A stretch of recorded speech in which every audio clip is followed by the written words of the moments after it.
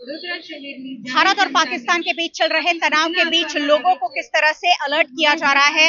Vadodara police और Vadodara traffic police की सहयोग से इस तरह से लोगों को माइक में सूचना दी जा रही है कि कैसे उन्हें सतर्क रहना है, एहतियात बरतना है। सायरन संभळाय त्यारे दरेक व्यक्तिए पोताना वाहन रोडनी डाबी बाजुए बंद करीने ऊभा रही जવું तथा वाहननी તમામ પ્રકારની લાઈટો બંધ રાખવી। વાહન ચાલકોએ મોબાઈલ કે અન્ય કોઈ પ્રકાશ ફેલાવે તેવી વસ્તુનો ઉપયોગ કરવો નહીં અને સુરક્ષિત સ્થળે ખસી જવું। સાંજના 7:30 થી 8 વાગ્યા સુધી બ્લેકઆઉટ એટલે કે અંધારપટ શરૂ થવાના સંકેત સ્વરૂપે તથા પૂર્ણ થવાના સંકેત સ્વરૂપે ફરીથી સાયરન વગાડવામાં આવશે। આ મુજબની સૂચનાઓનું પાલન કરવા તમામ વાહન ચાલકોને વડોદરા શહેર ટ્રાફિક પોલીસ વતી નમ્ર વિનંતી છે।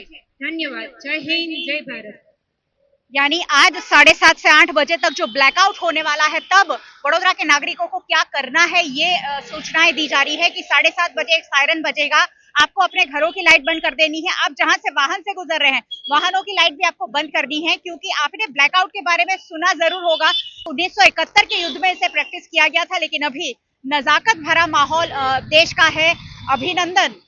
ऑपरेशन, माफ कीजिएगा, ऑपरेशन सिंदूर हमने आज ही अंजाम दिया है और उसके बाद अब आज जब हम ब्लैकआउट प्रैक्टिस करने जा रहे हैं, हम तैयारी करने जा रहे हैं, तो वडोदरा के नागरिकों को इसी तरह से सचेत किया जा रहा है, अलर्ट किया जा रहा है कि आपको ब्लैकआउट के दौरान क्या करना है। सहयोगी दक्षिण सोलंकी के साथ मयूरिका, वीएनएम टीवी के लिए।